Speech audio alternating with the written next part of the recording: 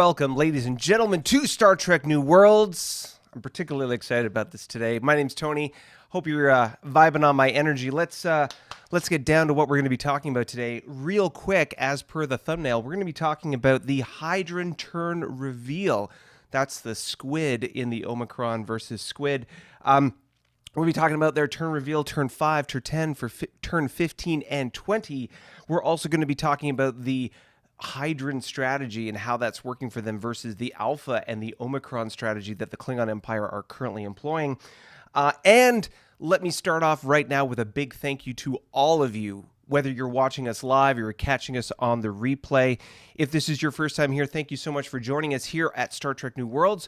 You're probably wondering, what in the world are you talking about, Tony? Well, we play this 4X turn-based game online using the Federation and Empire rule set as published by the Amarillo Design Bureau. And we play it online using Vassal to show you the map, which you'll see in a moment. And of course, we stream it live here for you. So if this is your first time joining us, thank you so much for joining us. If you're catching us on the replay, thank you for taking the time. But yeah, we're here playing this 4X version of Federation and Empire, and we're sharing that experience live with you. Big thank you to everybody who is either subscribed to the channel, watching it right now, and so on. Some huge things have happened this week. Well, huge with regards to how we're doing. We've gained 11 subscribers over the past 14 days, which is, for a small channel like ours, a big deal. And really lines up with our push goal of getting to 100 by the end of the year. So we're currently at 67 as of the start of this live stream. So thank you, everybody, for getting us there. Only 33 more to go, and we hit our milestone of 100 for the year. So thank you so much for everybody who is sharing, enthusiastically watching, and you know, clicking these thumbnails and everything. Thank you so much. Talking about thumbnails, you may have noticed over the past couple that there has been this theme about the Omicron just term. So let me just address the elephant in the room, or as we'll soon be talking about, the squid in the room. The Omicron thing is purely a strategy that is lining up with clickbaity type titles, which is something that's trending right now on YouTube. Understandably, it actually fits perfectly in with what we're talking about with the Alpha and Omegon template from Warhammer 40K, which is what the Klingons are playing in. But that's right. That's why you're seeing a lot of it in the thumbnails, is because we're trying to tickle the YouTube algorithm in just the right way to be able to promote and pass on this series, these videos, to be able to sort of encourage more people to watch. And it's working. Based on the data over the past week, both our views and our click-through rates are up by over 100%.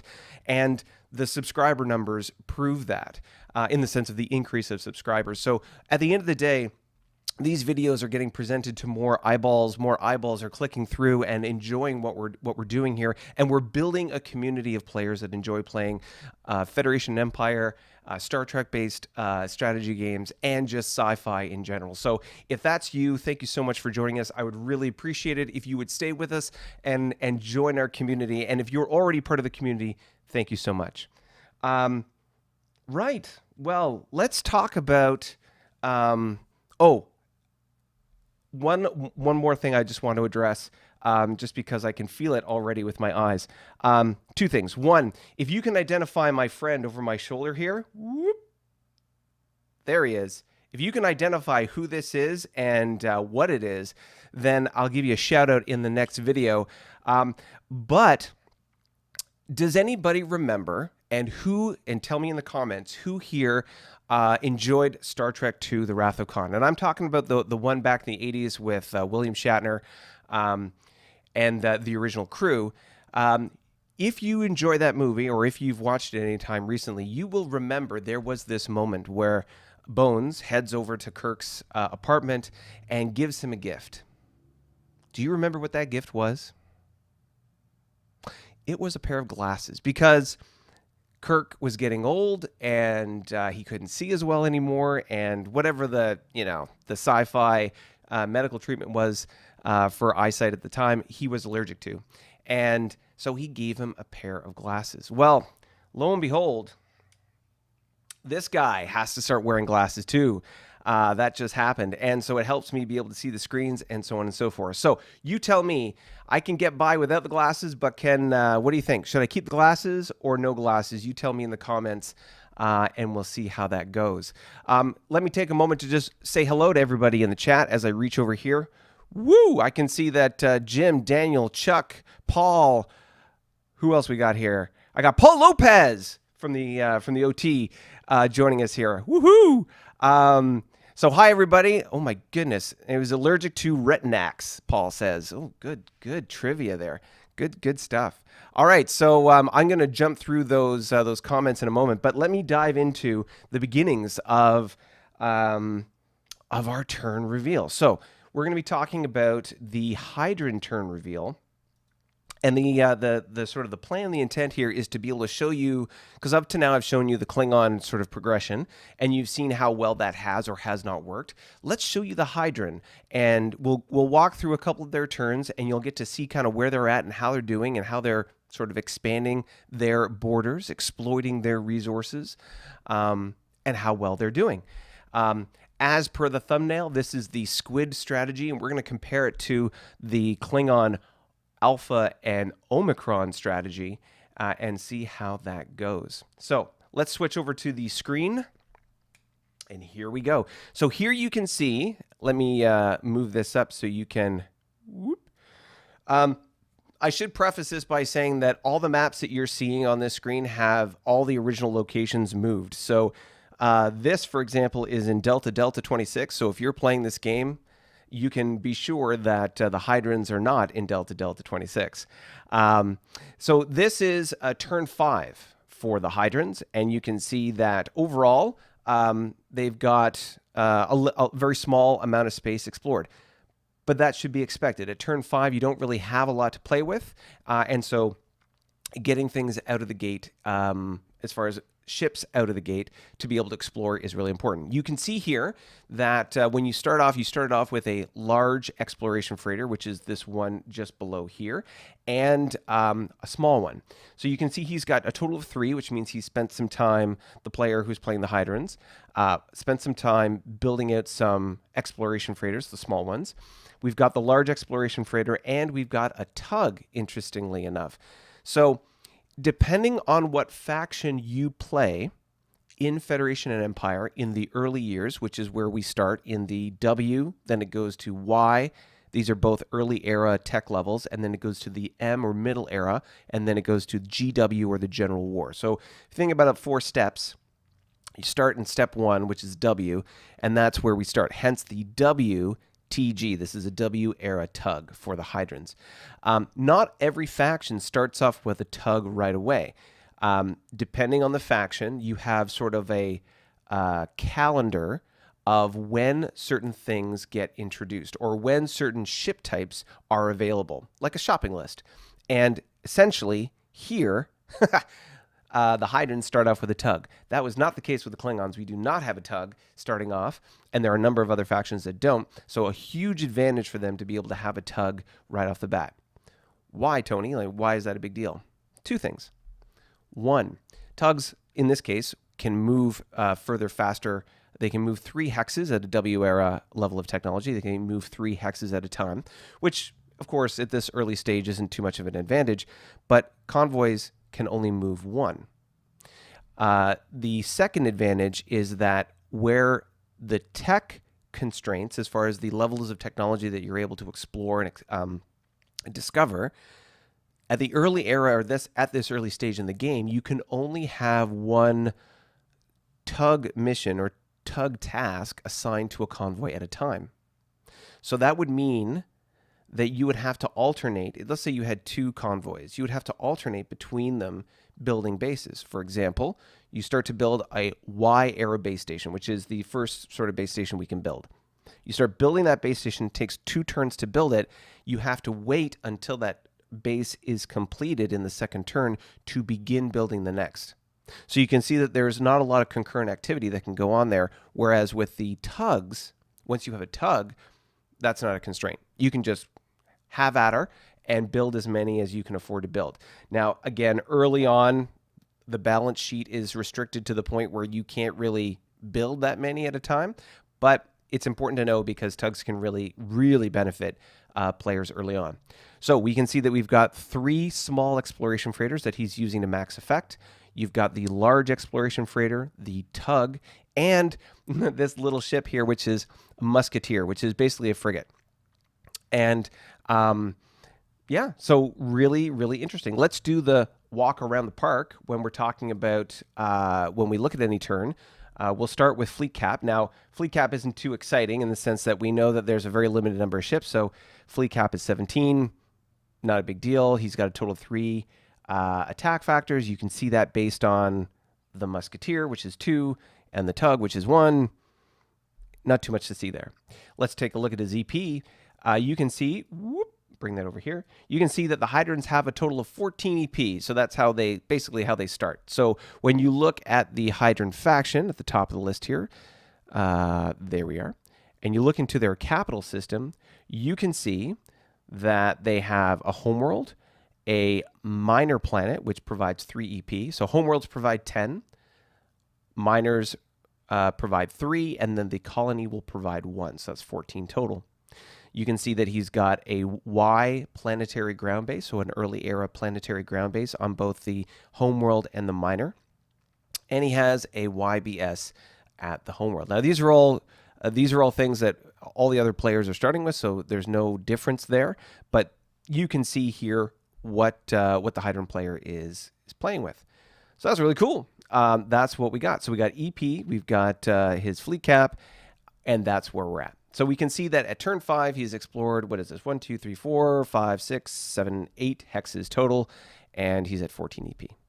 Now, boom, let's go to turn 10. So you can see here, this is turn 10. A couple things have happened, which is very interesting. Let's take away the ship so you can see what's going on. He discovered a minor faction. So just like in the Klingon turn that you saw in our previous live stream, we encountered 2 of these colonies early on. It would seem the Hydran player did as well. So the Hydran player has discovered a minor colony, or sorry, a minor faction and a colony right next to his homeworld. Very interesting.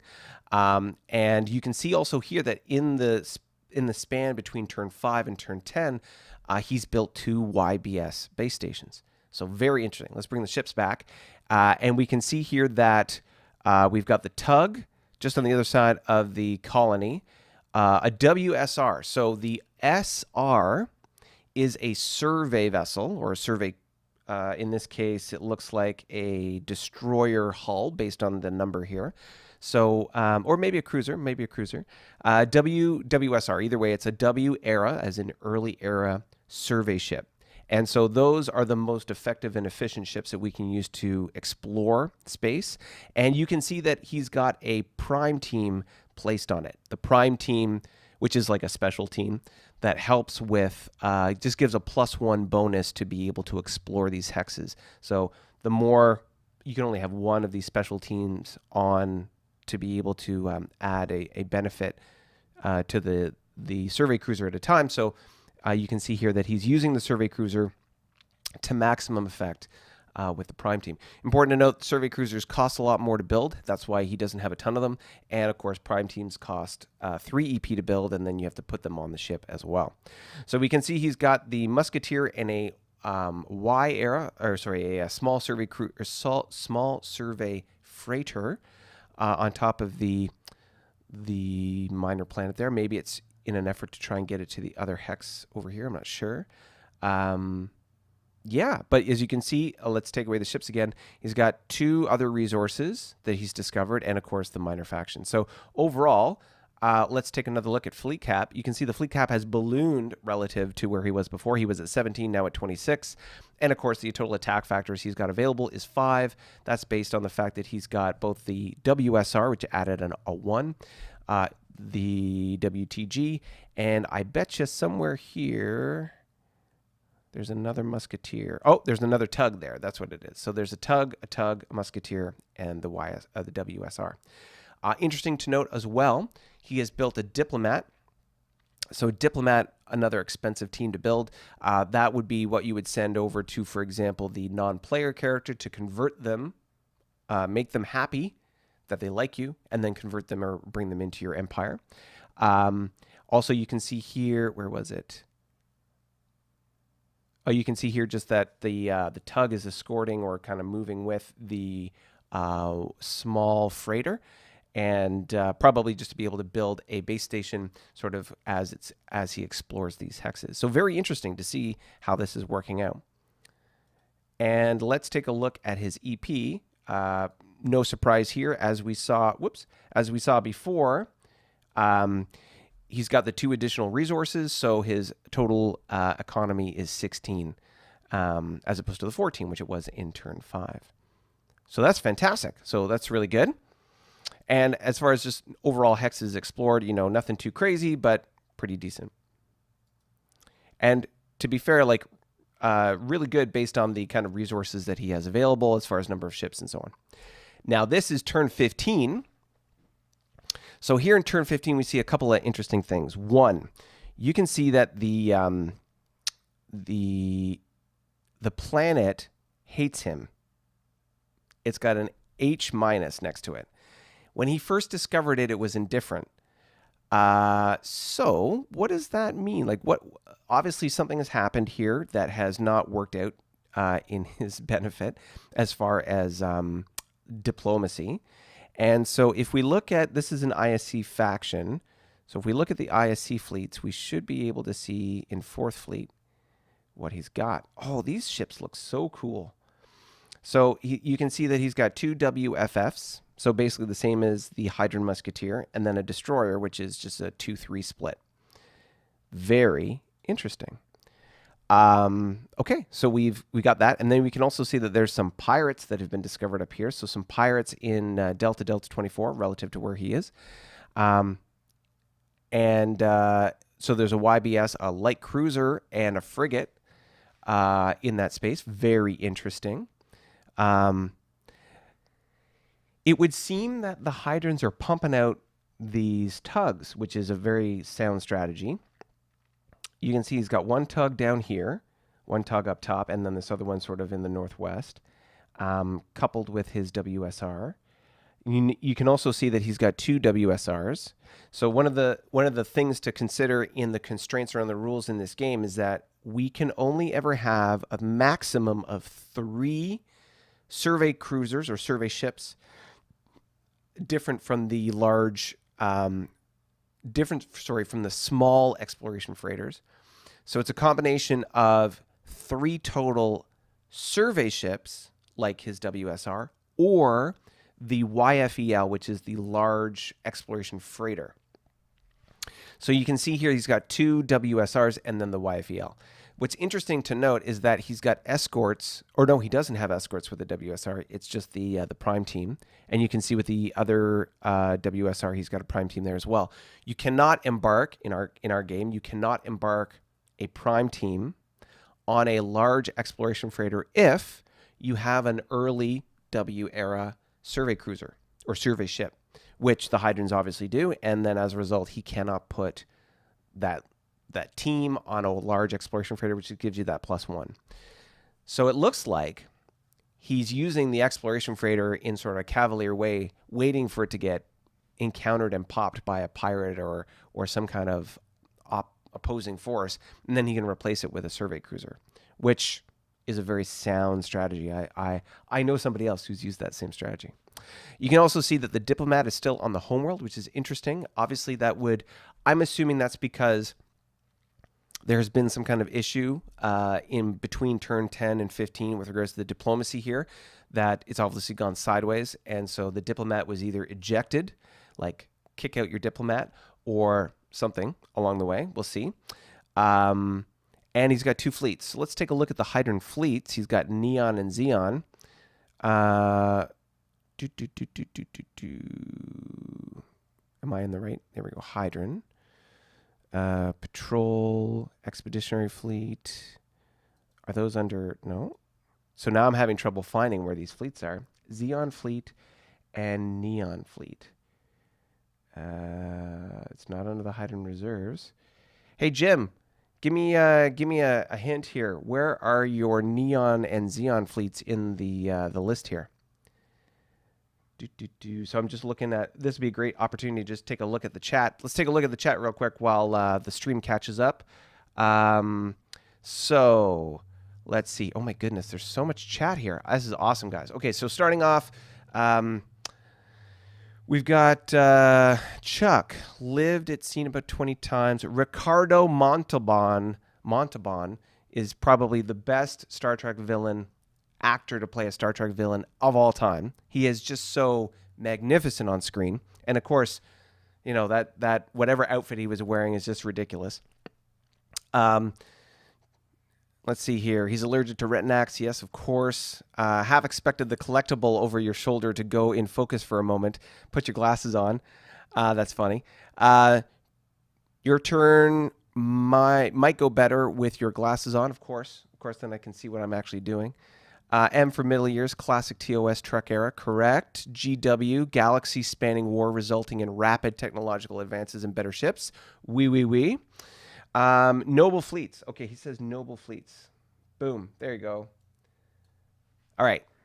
So Jim has been kind enough to let me know that the Xeon and Neon are in his noble fleets. And you can see here, this is what I was talking about before. He's got a musketeer, which is frigate, escorting these small freighters, which is wise. Because, of course, whereas he's being cavalier with the large exploration freighter, you want to protect those small exploration freighters because they're squishy. And so it also makes it easier to be able to just manage the fleets or manage the ships as well, I find. So that's really cool. That's really interesting. We can also see, let's do a quick fleet cap and EP check. So we can see that the Orions and the ISC, well, we didn't have the Orions in turn 10, but the ISC haven't increased their fleet any from the previous 5 turns. The Hydrans, you can see, are increasing theirs. They've got a total of 35 total defense factors and 9 for the attack factors. That's really just the addition of probably another musketeer, the tug, another WSR. So that's adding that out. And yeah, things are looking good. Overall, let's take a look at his EP. Whoop. Now you can see here EP is a total of 17 coming from the Hydran Kingdom. Let's just move the ships out of the way so we can see it. So we got the 2 resources here. We've also got a resource underneath this base that you can see here. And so a total of 3 resources. Things are looking pretty good. And last but not least, let's hit them up. This is turn 20. So at turn 20, you can see there's an interesting pattern kind of developing here. And this is something that's very interesting at the early stage of the game. You saw in the previous, like up to turn 15, it was very blob-esque. And now that we've reached sort of this critical mass, you start going off in directions, right? You get these sort of arms that start to show up. Very sort of like organic development here. So very interesting. You can see, of course, that in the southeast, you've got this WSR, which is kind of exploring to its max effect. Interesting to note here, you can tell by the distance between the WSR and his nearest supply point, which is this base station, he's got supply 3. So obviously he's got supply 3 to be able to reach that distance, both that with the YFEL and the WSR. Okay. We can see a very interesting distribution of bases. Let's remove the ships for a sec. So very interesting. So we can see here, you've got this sort of triad design between the one in Charlie 25, Foxtrot 26, and then Charlie 28. So it's this 3-armed approach. Very interesting to think of that because one of the rules in Federation and Empire is this thing called reaction movement. So there's reaction movement and extended reaction movement. In my very first game, this burned me hard, and I got hammered due to a mistake that I made about reaction movement. So here's how it works. Think of a ship, normal ship, having a bubble around it of 1 hex. Anything that comes into that bubble, it can move towards instinctively or reactively, hence reaction movement, to respond to it. Think of any Star Trek episode you've seen and they're like, oh, sensors have picked up this, and then they move into that sector of space to pick it up. Because each of these hexes are these mammoth areas of space, right? So any ship can move as a reaction movement into or towards a ship that comes within that 1 hex bubble. Now, bases here, for example, with the diamond on it, have special sensors that go 2 hexes. So with 2 hexes of extended reach, they have what's available called extended reaction movement. So what ends up happening is, let's say a bad guy comes into that 2 hex bubble. So they're at 2 hexes away. As soon as they come into that 2 hex bubble, you can then respond by moving towards them in one hex towards them. So let's say it's straight north. So you can move straight up towards them, and then they move. So usually they'll move maybe left or right, let's say. And you can continue to move towards them. The only thing is if they move away from you, as in they're opening the distance from you, not keeping it the same or getting closer to you, but if they open the distance from you, you can no longer follow them, so to speak.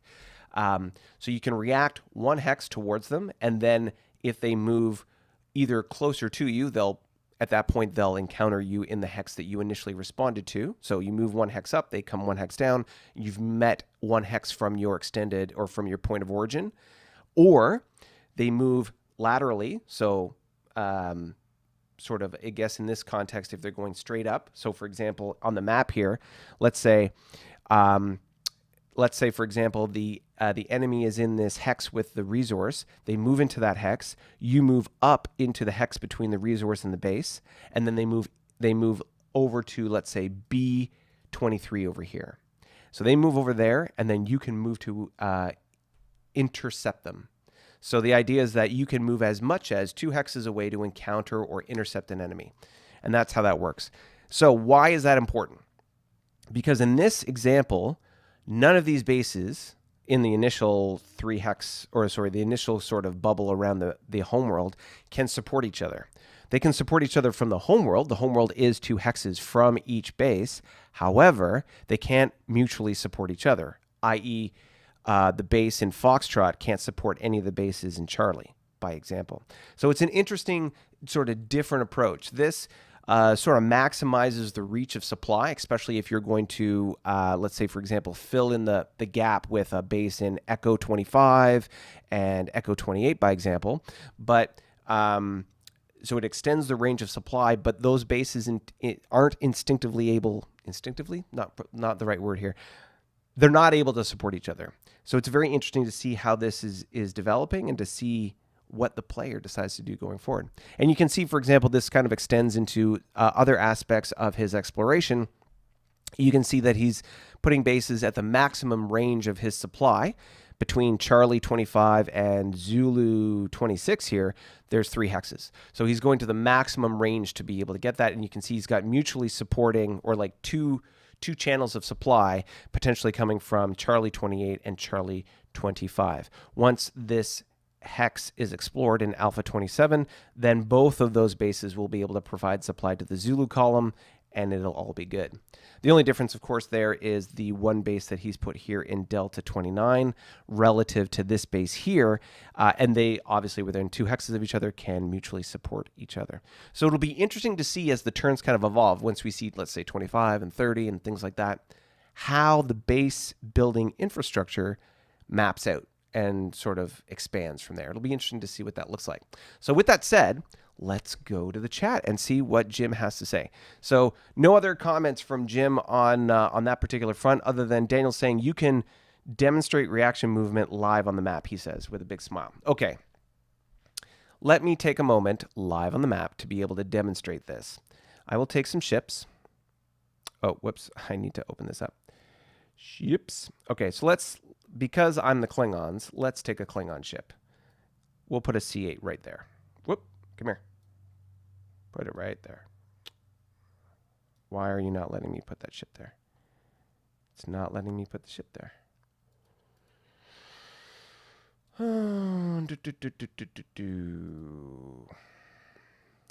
Normally, I should be able to put a... Oh, you know why? Because I have the ship counter turned off. That's why.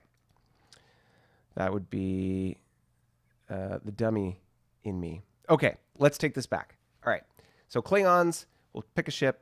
Let's call it a C6. It's just a counter, just to be able to demonstrate. And then we'll use a classic Federation ship. We'll call it a DN as an example. Okay, so if these are all explored hexes, then this is what happens. The ship, let's say the C6 is sitting on top of the base with that extended reaction range capable. So the base itself obviously can't move because it's a fixed point thing, but the ship can. So the ship is on the base and can rely on the base's sensors to be able to respond to a threat. The DN moves into Echo 42. Oh my goodness, the feds are there. The Klingon moves up 1 to move towards the threat, which is the DN. Now, if the DN does this and moves away, then the C6 is stuck and it can't go any further. It's already been drawn away from the base, and this is a really good strategy to be able to use reaction movement to pull forces away from a base. Now, because it's already used its reaction movement, it can't use it again to go back to the base if a threat were to attack the base, by example. So very interesting that way. Now, if instead it moved laterally to, or like down to the right here, then the C6 would be able to encounter it here and they would have a fight. Or same idea if it moved from the echo column to the delta column, and then it would be able to do that same thing. So as you can see, if these are the starting points, you come within the 2 bubble range, then you can move towards it. And then if it moves outside of that, or like opens the distance between you, you can't pursue. But if they keep the distance the same, then you can continue to move towards them. And of course, if they want to fight you, they'll meet you where you are, if that makes sense. So hopefully you guys can tell me if that makes sense to you when it comes to reaction movement. That's how that plays out. Yeah, thanks, Daniel. Make ships visible. I caught myself on that. Thank you so much. Obviously, the glasses are really working well, as we can see. Jim says, strat movement is too low to be useful in this era. True. Chuck has, bases have positional stabilizers. Well, yes, but that doesn't, for the all intents and purposes, they cannot be moved. I remember there was that DS9 episode where they moved the base, is in the first season, I think. They moved the station closer to the wormhole. For the purposes of this, bases are fixed assets within a sector of space. Because the sector of space is so large, bases can't move that big distance, whereas ships obviously can. So that's how that looks. So what do you think so far with regards to how the Hydrans are expanding or exploring? It looks like things are going really well. Obviously, the C8 is not really there. Things are going really well for the Hydrans as far as their exploration and their economy goes. Things are going very well for them. So very happy to see them go forward. I'm very interested in the sort of the base distribution and seeing how well that does or doesn't work for the player. It'll be really interesting to see how that all maps out. So really cool.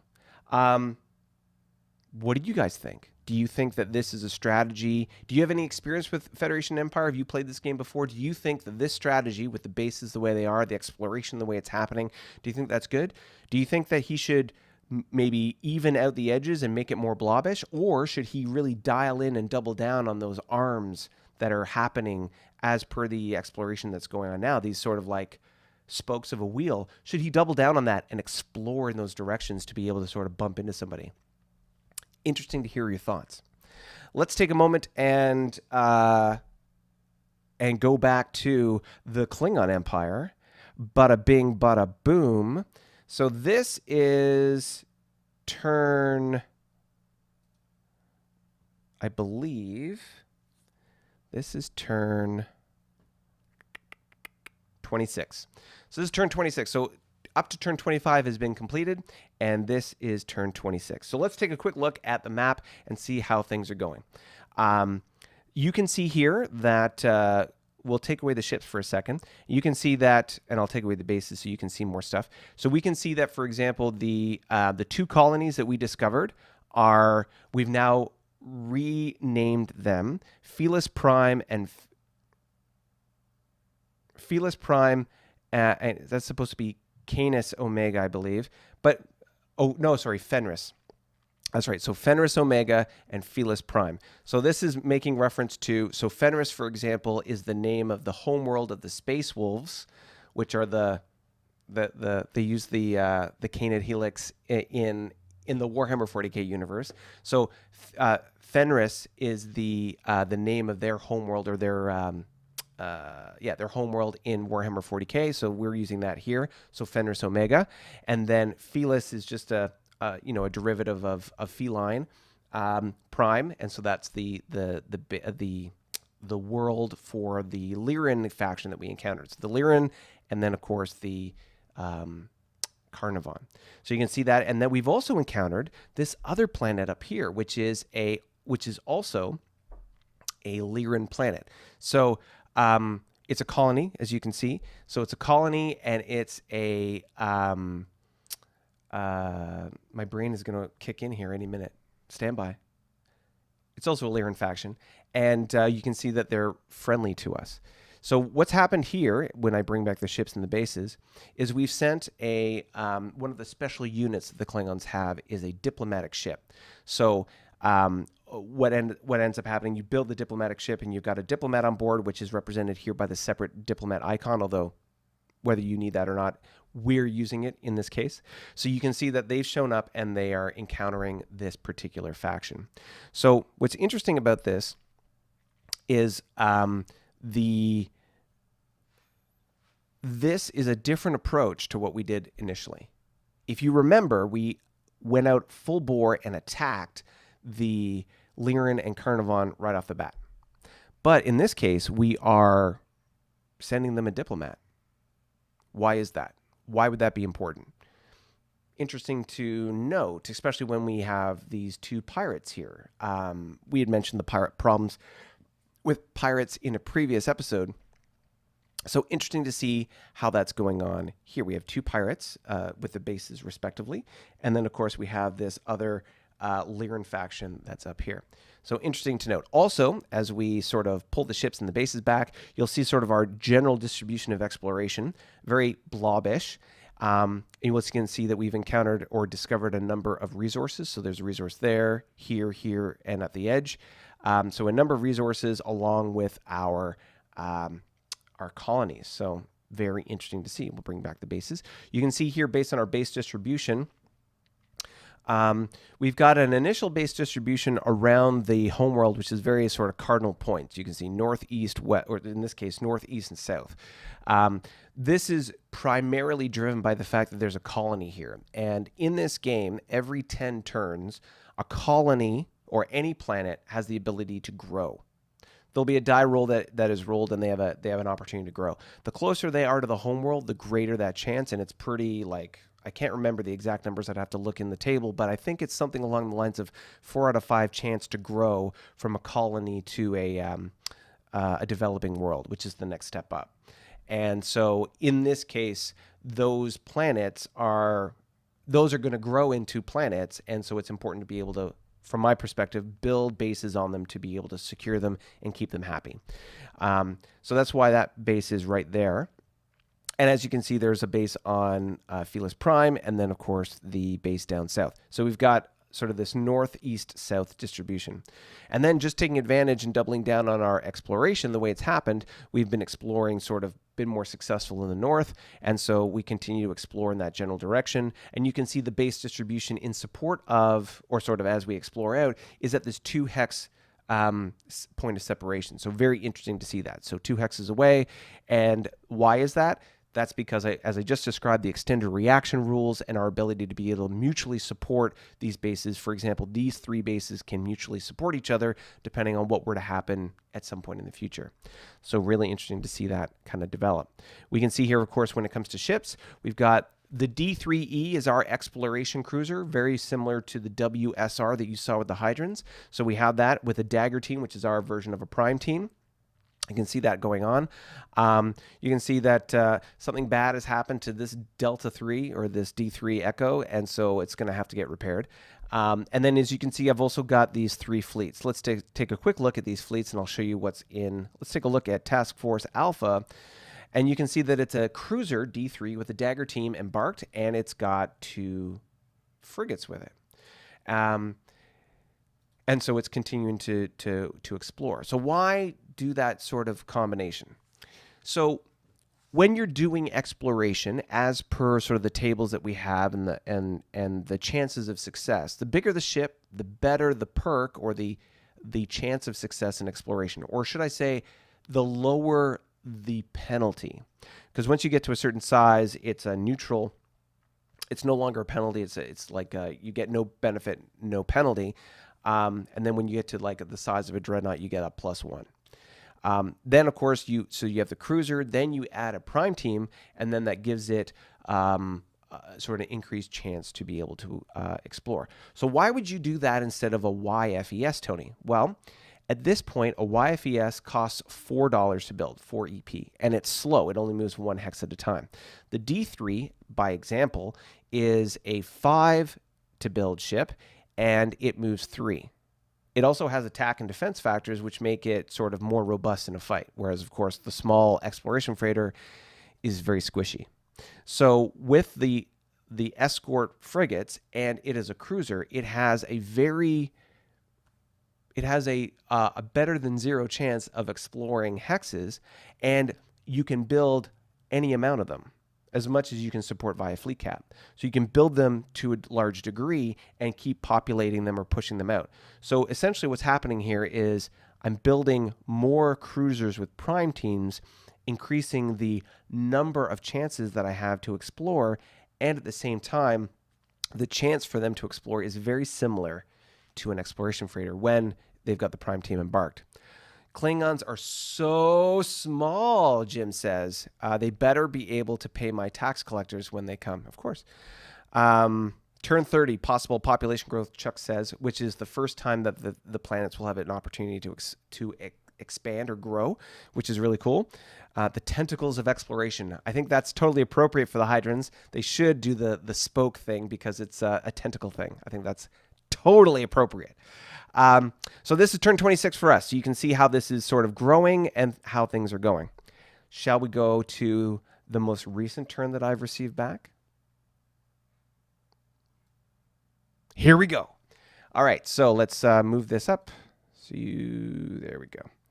And ba-boom. All right. So you can see this one's on the edge of the map. A couple things that are notable here. You can see that my exploration is starting to go off on its own little spoke. You can see down here, as I move these out of the way, you can see down here there's a number of resources that are explored, and this sort of 3 hex like arms that are starting to form on my exploration, which is very interesting. Bringing back the ships, you can see Home Fleet is continuing to do its thing. We've got the diplomatic ship back here, increasing the happiness. And you'll notice that the Lyrans are happy plus, so they really, really, really, really like us. The exploration cruiser is still doing its thing at a range of 3.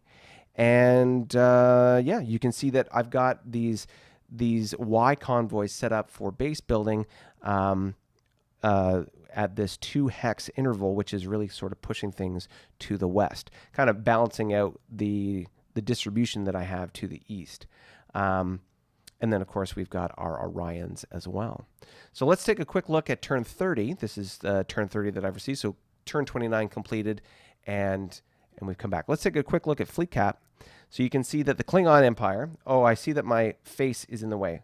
Let me move this. There we go. That's a little bit easier for you to see. So you can see here that where you couldn't see the convoy in the previous screen, you can see the convoy is just down here, 2 hexes from the base, and then this convoy is 2 hexes in between those bases, looking great. What's interesting about this is that because this Orion base is here, there is a potential that I wouldn't be able to respond or react from this base to this base because there's an Orion in the way. So interesting to think about. Klingons, you can see fleet cap at 47, total attack factors at 29, with a total ship equivalent of 12. Let's go to EP. You can see the EP. And you can see here that the what I would call the Omicron initiative is very successful. You can see that we are 27.5 EP for the Klingon Empire, which is pretty good, especially with what's going on and how our exploration is yielding results. Let's take the ships away so we can end the bases, just so we can take a quick look. You can see here in the southern part of my exploration, all close to my homeworld, we have a number of resources that we've discovered. And then, of course, we've got this now Lyran. You can see it's a developing. So it might start off as a colony. It is now a developing planet. So this is one step below a minor. And you can see that it's happy. Interesting to think about. You can see my different fleets are doing their various points of exploration, which is excellent. And from my perspective, I'm very happy with this rate of exploration and sort of the yield that we're getting based on the effort we're putting in. I know I'm going to get some comments in the chat here in a moment, talking about how small I am and all these things, because I know Jim is loving that piece. So that's up to turn 30 with the Klingon Empire. Let's go to the chat real quick. Let's see what's going on. So trinary expansion, Jim talks about. I suppose that's the tentacular way of going through space, is going in 3 different directions at once. Jim, again, referring to the Klingon Empire as being tiny. Absolutely. Move your head to the other side. Yes, Daniel, I was able to do that. Sorry for picking up on that so late. Obviously, the glasses aren't doing their job effectively. Chuck is saying, man, I wish I had my turn 30. And Jim says, 9 resources. I think some of you will be jealous, laugh out loud. Yeah, so, I mean, that's kind of where we are at when it comes to the game. So here, let me take a second here just to be able to talk about the fundamental difference between the Alpha and the Omicron initiative, or strategy and approach. So as you can see, there is a significant different approach when it comes to the Omicron and the Alpha. The Alpha was the all-out attack on all my sort of non-player encounters, and the Omicron, one of the facets of it, is a more diplomatic approach. Now, I'm going to do a quick shout out to Resurrected Starships. So Resurrected Starships is a YouTube channel obviously on YouTube. And I will put a link to the video that I'm about to reference in the comments after the live stream's done. But serendipitously, I saw a video of theirs this morning. And it was making reference to the FASA era of Star Trek, with the role-playing game and the FASA games that they put out. One of the interesting things that they had was they had a supplement on the Klingons, and they talked about the sort of Klingon approach. So up until that point, there was an inconsistency with the canon around what Klingons were and what they were doing. As I've talked to you in this iteration of this game, we're really sort of using as inspiration the Alpha Legion from Warhammer 40K. And with that Warhammer 40K inspiration comes this strong sense of genetic manipulation, as per the initial backstory that you have seen and heard from in previous live stream. We talk about the Great Schism and this sort of divergence in Klingon society, where there were these gene castes that then became cults, where they were focusing on specific genetic traits that they were dialing in on, and how that grew and got out of control and resulted in wars and various other things. When it comes to this, we are applying that sort of genetic methodology to this, and it lines up with previous FASA canon. As you will see in the video that I will link below, there is at least from the FASA perspective, canon that talks about different lineages or genetic lineages of Klingons. This makes reference to the fact that the TOS era, the special effects weren't as great, so they had these smooth-headed Klingons, and then in the movie era, you had bumpy-headed Klingons. Well, the reason why, or the rationale why, is that you had these hybrids that were bred specifically to be able to take advantage of different ecosystems or different environments. You had ones that were Romulan hybrids, human hybrids, and so on. And there was a caste system associated with that, depending on the sort of where you were, where you fit in the hierarchy of genetic precedence, so to speak. But in the context of what we're doing, we're going in a slightly different direction, more extreme direction than that. But to let you know that there is sort of IP background as to why this, like where this comes from. There's a genetic backstory to the Klingons, and we're just going in a slightly different direction with some slightly different inspiration as per this. So all sort of still within the wheelhouse of Star Trek, and certainly within the context of this game. So actually, I will pull up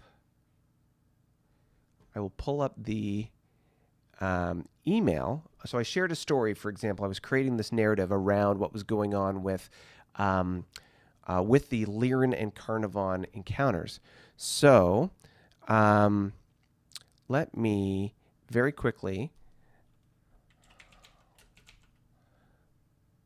pull up the email where I talk about this. So what I did is I created a narrative around. Hold on a sec. It sucks to be disorganized, doesn't it?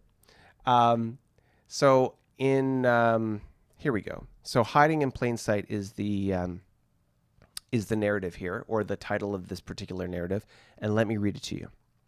So the year is 75 spring. Location unknown. Despite the exertion, the muscled figures seemed surprisingly relaxed. No bead of sweat crossed his brow. His breathing was measured and calm.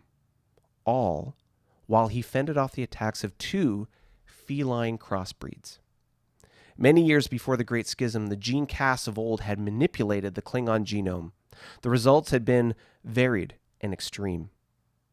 Two warring castes had perfected the marrying of feline and canine DNA into the root code of their Klingon members. The resulting canid and helix had resulted in divergent populations with exaggerated canine and feline characteristics. In extreme and misguided examples, members of these castes had grown fur and a general appearance of a cat or wolf. Do you believe these are the spawn of the gene cults? The scientist's expression was shrouded by his environmental rebreather.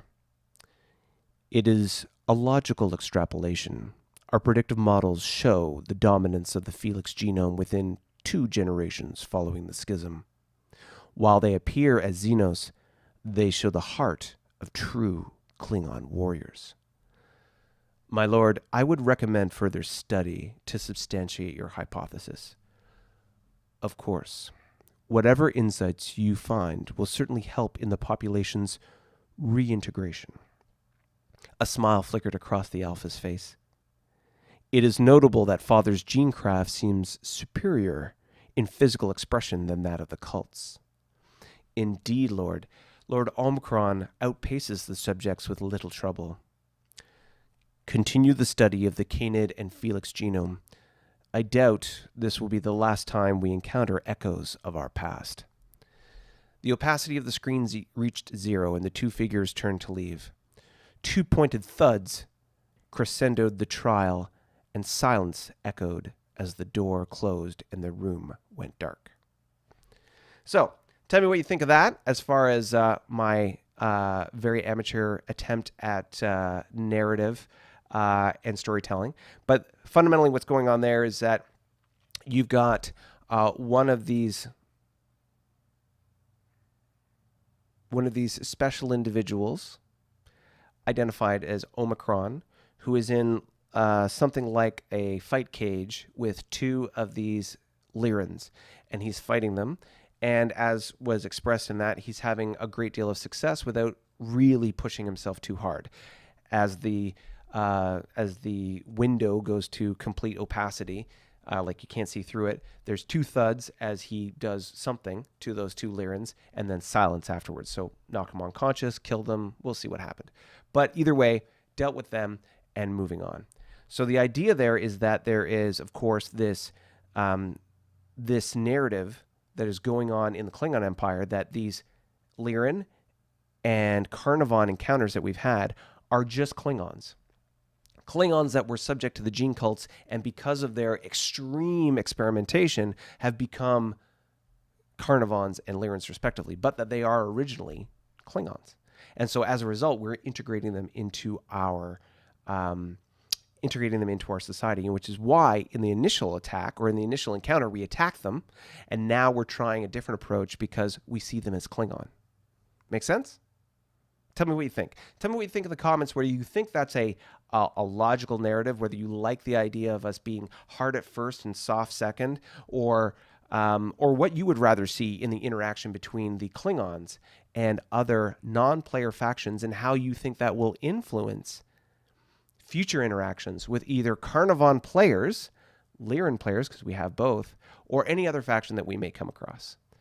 Do you think that there would be some rationale for a Hydran Klingon crossover? I think that would be pretty extreme. I don't know if I can make that work. We'll see. You let me know. Put your comments in the chat and let me hear what you have to say. Excuse me. So here we go.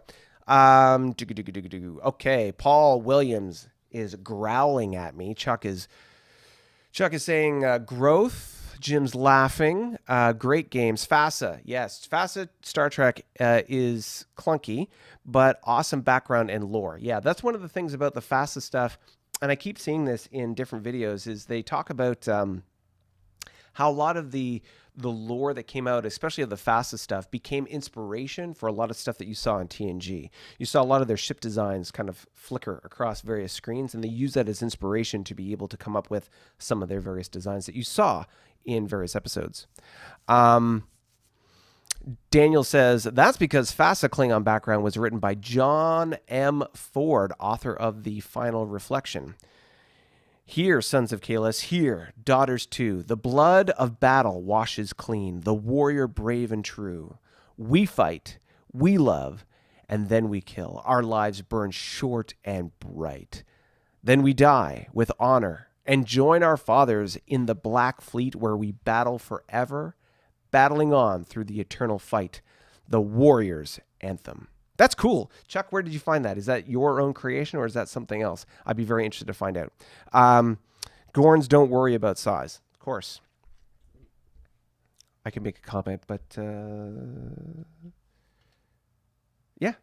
All right, that's looking good. Let me know what you think as far as how things are going, how you see the comparison of the squid / Hydran strategy about how they're tentacular, exploring in various different directions, versus the Klingon more blobular approach. To be fair, our exploration is more uniform just because of the way the exploration roles have worked out, and based on the restrictions around supply. So, what do you think is more of a sound strategy to keep it more uniform in sort of that blob mentality of exploring in a uniform fashion? Or would you rather see that sort of spoke approach where you're going off in various directions and going deep into unexplored space? Which do you think would be more successful? Let me know in the comments below. And lastly, again, thank you so much to everybody who has been watching this show, watching this live stream, whether you're catching us on the replay or you're catching us live, 6 of one, half a dozen the other. Either way, thank you so much for your support. Again, we are building a community of players here who enjoy playing this game, and hopefully you are enjoying watching and seeing how this story evolves between Klingons, Hydrans, and all our various factions, from the ISC to the Carnivon, the Lyran. We even have some Tholians. We'll see how that all works out. But thank you so much for following us along. If you can, please consider subscribing. It would be greatly appreciated, helping us with our goal of getting to 100 by the end of the year. And if you haven't already, consider giving this a thumbs up, because it tickles, again, the algorithm of YouTube and helps kind of pass on this video to other folks that might enjoy it, and really appreciate that. Again, as the last shout out, Resurrected Starships, the link will be in the description after the stream is complete. I'll put that in there so you can see. Anyone and everyone who enjoys Star Trek, you're always more than welcome here. Looking forward to seeing you in the next episode as I move my scroll over there. Thank you so much. I'll see you next week.